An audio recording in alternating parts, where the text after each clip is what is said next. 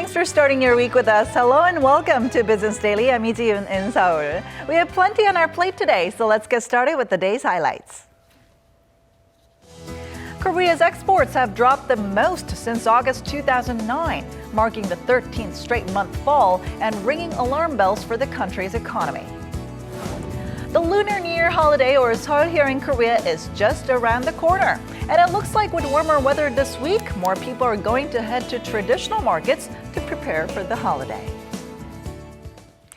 But first, Korea's economic team has called on lawmakers to swiftly pass pending structural reform bills in a bid to prop up feeble recovery momentum. Joined by other economy-related ministers and the head of the Financial Services Commission, Finance Minister Yoo Il-ho said Monday that the bills are critical to the creation of jobs, especially for Korea's younger generation.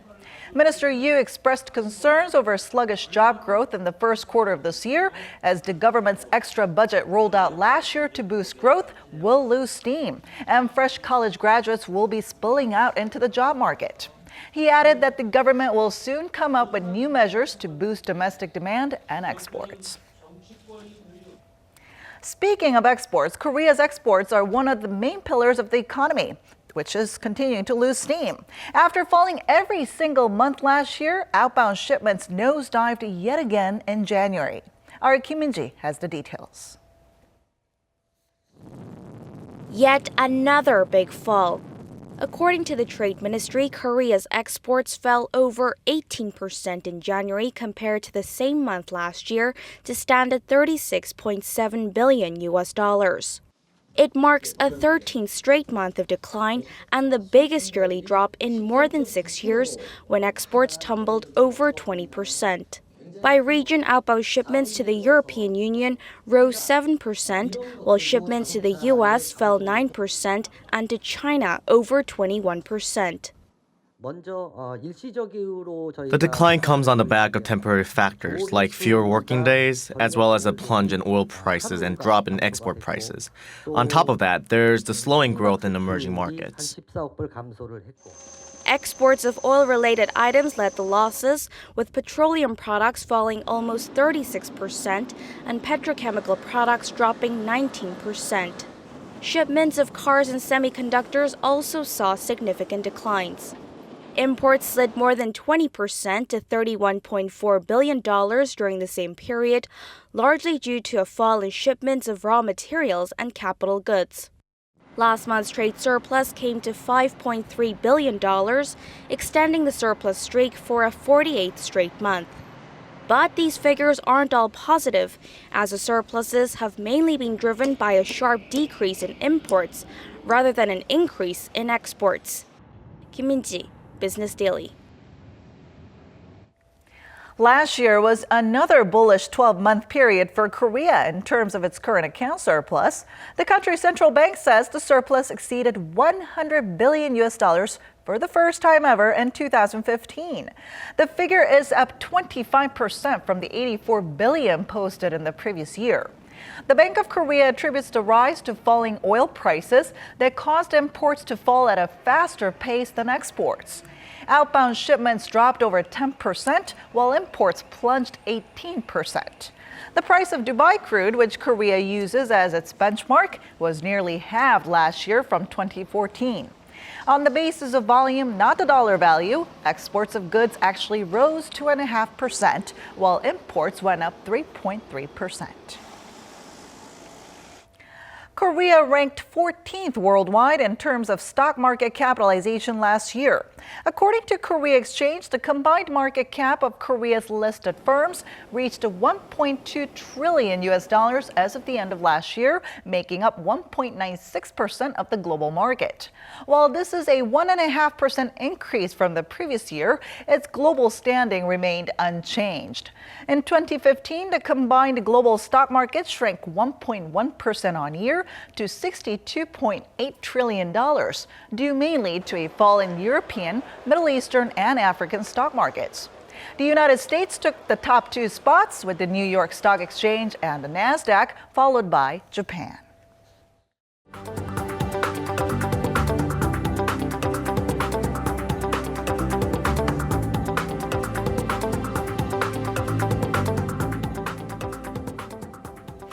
And for more on last week and this week's stock market action, we have economics reporter Choi Jin-seok from SBS CNBC joining us on the phone today. Hello, Jin-seok.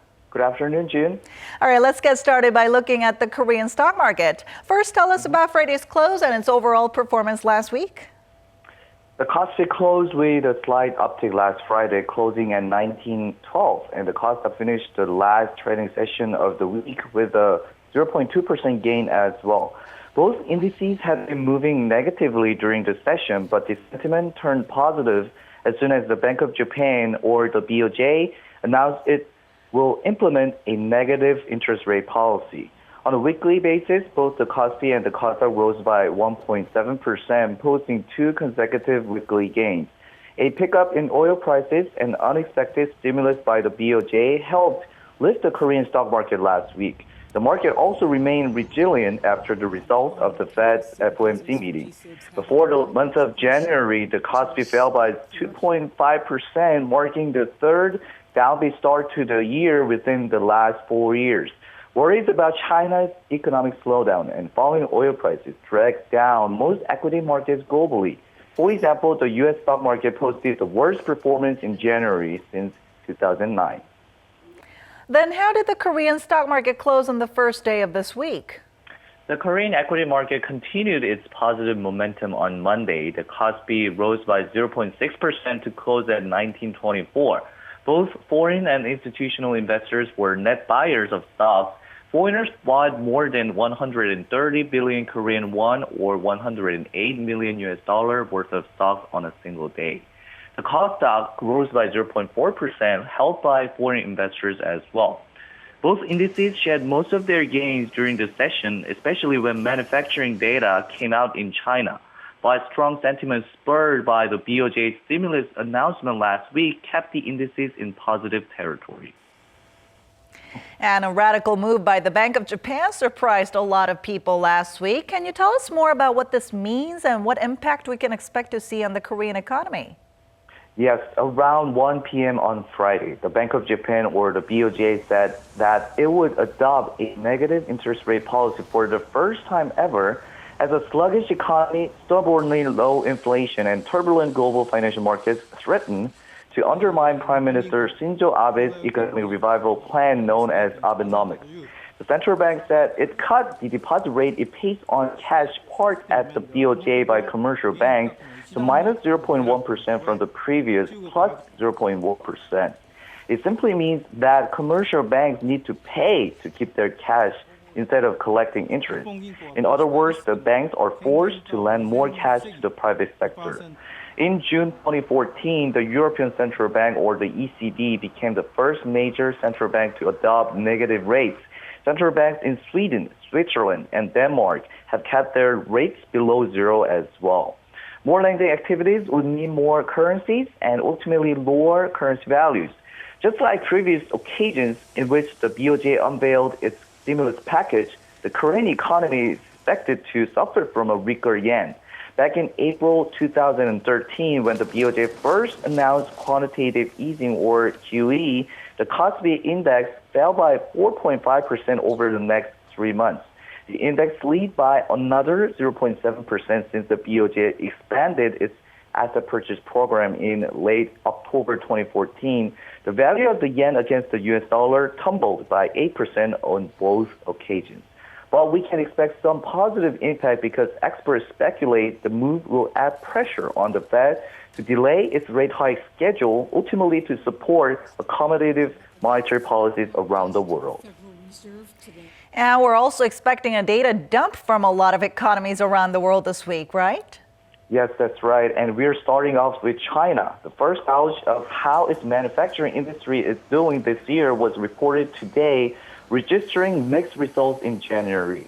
China's Statistics Bureau reported that the official manufacturing purchasing managers index fell to 49.4 in January from 49.7 in December, the sixth consecutive month of contraction. The private Caixin manufacturing PMI edged up last month to 48.4 from 48.2 in December, but is still in contraction. Starting tonight, manufacturing PMIs from European countries and the U.S. Institute Institute for Supply Management, or the ISM, manufacturing index will come out as well. Monthly vehicle sales will be unveiled on Tuesday local time. Most importantly, the U.S. employment report on Friday will give hints on how the Fed will adjust its policy tightening going forward.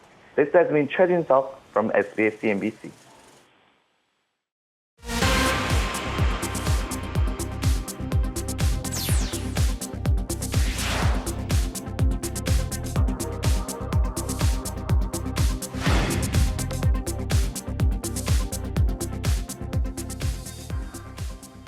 Banks were more or less empty on this first day of February as new, stricter rules to assess borrowing eligibility came into effect as the country tries to deal with mounting household debt. Starting today, the government will require all individuals taking out mortgages in the Seoul metropolitan area to simultaneously make payments against their interest and their principal. The previous standard had allowed home buyers to only make interest payments and settle their principal later. For example, when they sold the property, borrowers will have a reduced grace period of 1 year before they must start paying down their principal.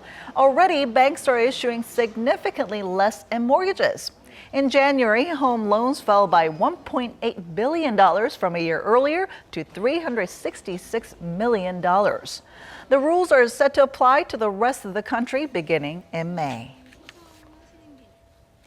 There's a cold snap blowing through the part-time job market. Recent data show the increase in part-time wages last year was a fraction of what it was a year before, on the back of anemic consumer spending and a prolonged economic slump.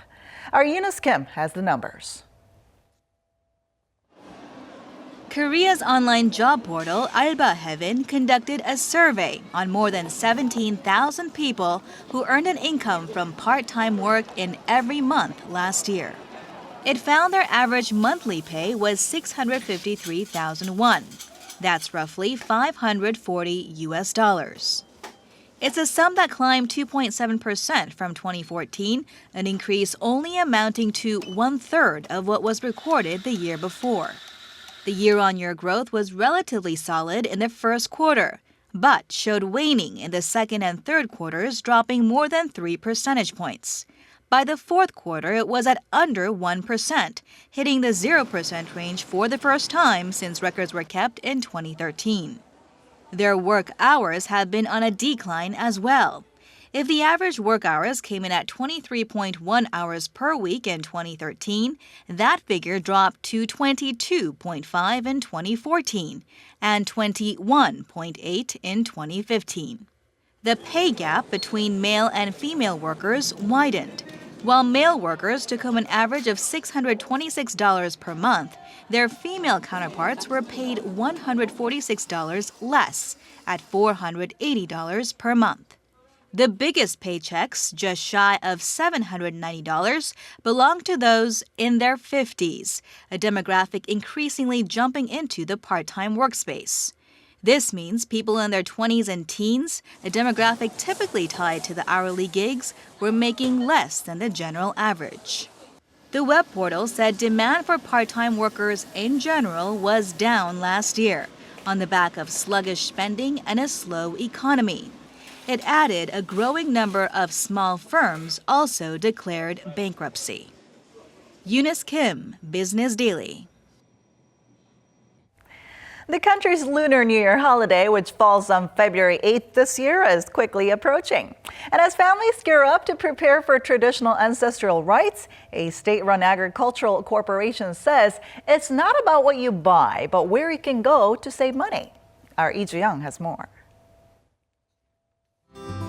Korea's Lunar New Year holiday, or Seol, is just about a week away, and the country's traditional markets are filled with homemakers buying groceries for the ancestral rites that involve elaborate table setups. The biggest attraction offered at these traditional markets, as opposed to big box stores, is the relatively cheaper prices. According to a survey by Korea Agro-Fisheries and Food Corporation, setting up an ancestral rites table for a 4-person household costs just shy of $200 at a traditional market. But at a mega supermarket, it costs about $280 to prepare the 28 key dishes. If you take a closer look at specific items, except for apples and chestnuts, all other goods bought at traditional markets, including tubu and yellow corvina, are cheaper, especially vegetables like bellflower roots and bracken.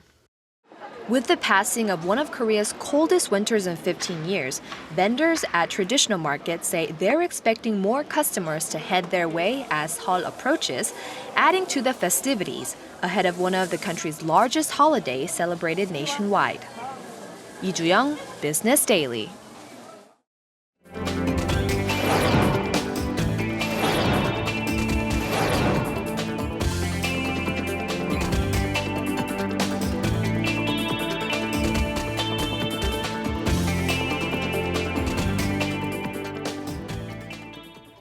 And that wraps it up for today, but we'll be back tomorrow with more business news that matters to you, so don't forget to tune in then. Thanks for watching, and goodbye for now.